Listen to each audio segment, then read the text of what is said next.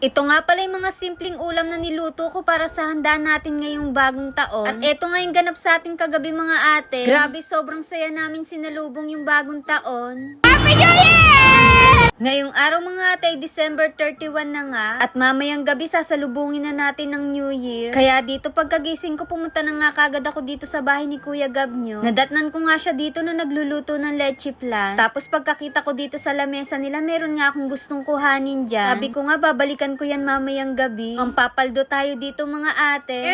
Walang ganon. Pero ang totoong sinadya ko sa kanya mga ate, magpapasama nga tayo. At dito nga kami pumunta sa mga bilihan ng paputok. Taon-taon kasi mga ate meron talaga kaming pailaw. Natatandaan ko pa nga nung binibili namin yung 300 na fountain. Tapos alam nyo ba, hirap na hirap pa kaming bilhin yun nun. Pero ngayon mga ate, kahit papano nagka-budget tayo, kaya ay napabili tayo ng fireworks. Sobrang pangarap kasi namin itong magkakapatid. Gusto rin kasi namin ma-experience yan. At pagka uwi nga natin sa bahay mga ate, eto't agad na nga rin akong nag-umpisang magluto. Baka kasi mamayang gabi nagpuputukan na nagluluto pa rin ako.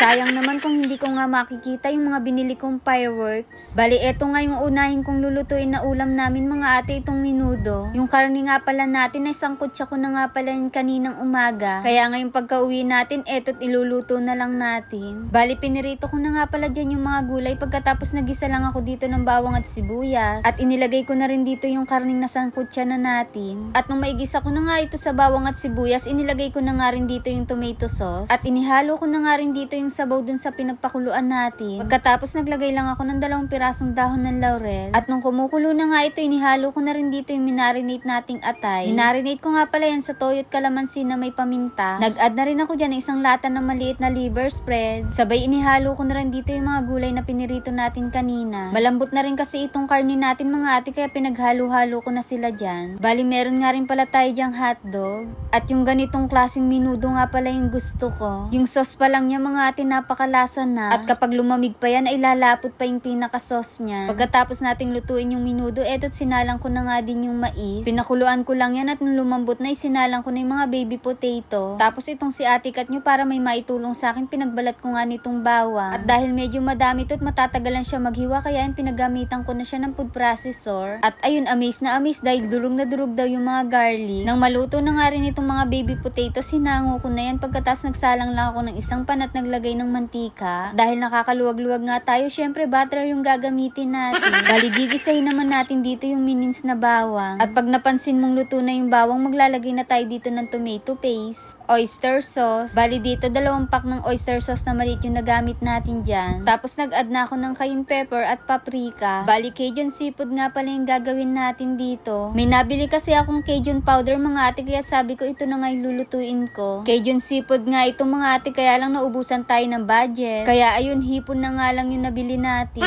Pero okay lang yun mga ate dahil masarap pa rin yan. Kita nyo naman ang lalaki ng mga hipon. At kung maaamoy nyo nga lang ito, talaga namang gugutumin na kayo. Kayo ba mga ate, ano yung niluluto nyo kapag bagong taon? Naniniwala din ba kayo dun sa mga pwedeng lutuin at hindi? At dito nga pala mga ate, naihalo ko na nga pala nilaga nating mais at baby potato. Bali ayan, mini-mix-mix na lang natin dito para magkahalo-halo sila at magpantay na yung lasa. At habang nagluluto nga ako dito, eto sila Ate Kat nyo ay nagagawa naman netong lobo. Nag-order nga siya dyan mga ate para maganda raw sa picturan. After natin dun sa Cajun shrimp mga ate, eto't magluluto naman tayo ng request ni tatay. Gusto nga daw niyang humigop ng mainit na sabaw, kaya naman eto ipagluluto ko nga siya ng bulalo. Bali 3 klaseng ulam nga pala yung niluto natin ngayon. At hindi ko alam mga ate kung may energy pa ako mamaya para salubungin yung New Year. Dahil grabe nakakapagod, maghapon na tayo nagluluto dito. Pero kahit ganun mga ate, nagpapasalamat pa rin ako. Dahil may niluluto na tayo ngayon kumpara dati. Dati kasi kahit gustong-gusto mong magluto ay wala. At ayan mga ate, dito ko na nga siya isinalang sa pressure cooker. Para naman itong karne ng baka natin ay talagang malambot. At after 30 minutes mga ate, etong at malambot na yung karning baka, kaya inihulog ko na dito yung mga gulay natin. Konting pakulo na lang ito para lumambot yung mga gulay at okay na yan. At sa wakas mga ate, natapos na rin tayo ditong magluto. Hindi tayo inabutan ng putukan. At ayan, naiayos na nga rin namin dito ni Ate Kat nyo yung mesa. At ito nga yung simpleng handa natin. Nang matapos nga tayo mga pag-asikaso sa kusina, eto't lumabas nga kami para magsindi nitong pailaw. 11:30 na nga pala ng mga oras na to mga mga ate at 30 minutes na lang bagong taon na. Kaya naman itong mga tita nyo napasayaw na dito ng budyot.